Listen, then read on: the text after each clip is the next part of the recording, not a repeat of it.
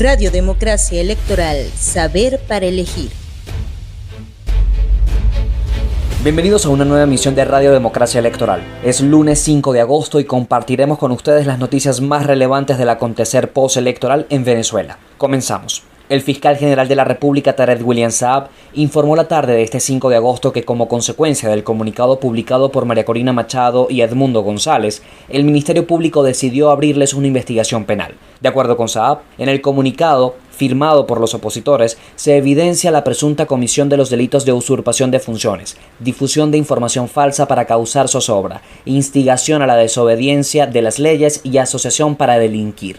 Horas antes, los líderes María Corina Machado y Edmundo González publicaron un comunicado conjunto dirigido a los funcionarios de las Fuerzas Armadas y a los cuerpos policiales para que se pongan, en sus palabras, del lado de los venezolanos tras los resultados de las elecciones del pasado 28 de julio. En noticias internacionales, este lunes el presidente de Brasil, Luis Inácio Lula da Silva, viajó a Chile para reunirse en el Palacio de la Moneda con su homólogo Gabriel Boric y conversar sobre los acontecimientos postelectorales en Venezuela. La líder opositora, María Corina Machado, agradeció la posición del gobierno de Brasil en el contexto actual de Venezuela. Machado dijo que ha sido nítida la posición del presidente Lula cuando ha pedido que se conozcan una a una las actas de votación por parte del CNE y que tengan una verificación independiente que le dé confianza a todas las partes. También le agradeció por asumir la embajada de Argentina en Venezuela. La Unión Europea exigió que el gobierno de Venezuela ponga fin a las detenciones arbitrarias, la represión y la retórica violenta contra la oposición y la sociedad civil en un comunicado emitido por el Consejo de la Unión Europea a última hora de este domingo. El ministro de Relaciones Exteriores de la administración de Nicolás Maduro, Iván Gil, respondió a este comunicado y se dirigió a Josep Borrell. Saque sus narices de Venezuela, respete y haga silencio que aquí hay un pueblo que se ganó a sangre y fuego su independencia, enfatizó. En otro comunicado, Gil repudió las más recientes declaraciones del Departamento de Estado de Estados Unidos, señalando que desde Washington se pretende presionar a los gobiernos de la región con el fin de proponer un cambio del resultado electoral basado en información producida por agentes de la CIA. En tanto, la canciller canadiense Melanie Joly se pronunció sobre las elecciones venezolanas a través de un comunicado y pidió a las autoridades venezolanas asegurar la transparencia, así como la publicación de los resultados detallados de todos los centros de votación. Joly condenó también las recientes violaciones de derechos humanos contra manifestantes opositores. Este lunes, el presidente de Guatemala, Bernardo Arévalo, reiteró públicamente que su gobierno no reconoce los resultados emitidos por el CNE que dan por ganador a Nicolás Maduro por falta de transparencia, dijo él. El pasado viernes, su Cancillería publicó un comunicado en el que desconoció los resultados de los comicios. El gobierno de Guatemala no reconoce a Nicolás Maduro como presidente electo de Venezuela porque los resultados presentados por el CNE no reúnen los criterios mínimos de transparencia que exige una democracia moderna. Nuestro gobierno condena rotundamente la represión y violencia que ha desatado el gobierno de Venezuela en contra de su propio pueblo. La organización Foro Penal denunció 1.010 detenciones arbitrarias verificadas e identificadas hasta las 8 de la mañana de este lunes. 91 de estos arrestos fueron contra adolescentes según los registros de la organización. Previamente, el director de Foro Penal, Alfredo Romero, habló con los medios de comunicación sobre las detenciones selectivas contra defensores de derechos humanos, como ocurrió con Kennedy Tejeda, uno de sus abogados voluntarios en el estado Carabobo. Sino también detenciones selectivas. Ahí el caso muy lamentable, preocupante, de un activista del Foro Penal en el estado Carabobo, que por pedir información en un comando de la guardia ahí en Montalbán resultó detenido, ¿no? Información sobre un detenido. Eso al Foro Penal nos tiene bastante consternados y nos llama la atención porque no vemos tampoco el objetivo de detener a personas de manera indiscriminada de esa forma. En tanto, hasta el sábado 3 de agosto, el proyecto Monitor de Víctimas reportó 22 personas fallecidas en el marco de las protestas postelectorales en Venezuela. Distrito Capital y Aragua son las regiones con más personas asesinadas, con 8 y 6 respectivamente. Han transcurrido más de 24 horas sin que se conozca el paradero de la trabajadora humanitaria y profesora universitaria Egni López. El pasado domingo 4 de agosto se disponía a viajar a Argentina desde el Aeropuerto Internacional de Maiquetía cuando funcionarios estatales alegaron un problema con su pasaporte y desde entonces se perdió comunicación con la defensora de derechos humanos. Organizaciones civiles han exigido tener información de la activista. Este lunes 5 de agosto, Aurora Silva de Superlano, esposa del dirigente Freddy Superlano, exigió una fe de vida de su esposo y dijo que funcionarios del SEBIN niegan tenerlo bajo su custodia en el helicoide tras 6 días de desaparición forzada.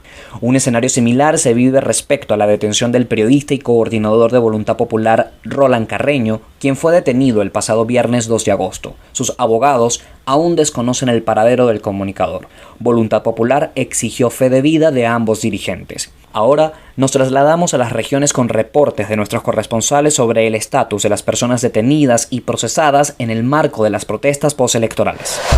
Carabobo es el segundo estado del país con más detenidos en el contexto de las protestas que iniciaron el lunes 29 de julio, con 140 de los 1.010 arrestos registrados por el Foro Penal. Resalta la falta de acceso a la información en este sentido y que, según los balances de esta ONG, se han violado diferentes derechos constitucionales a los detenidos, como el debido proceso, ya que en la mayoría de los casos no se hizo la presentación ante el tribunal en un lapso no mayor a 48 horas, el derecho a elegir su defensa, el de no estar incomunicados, el de la protesta pacífica y el de la inviolabilidad del domicilio. Hasta la fecha se desconocen cuántas audiencias y traslados a centros penitenciarios se han realizado, reportó Dairi Blanco.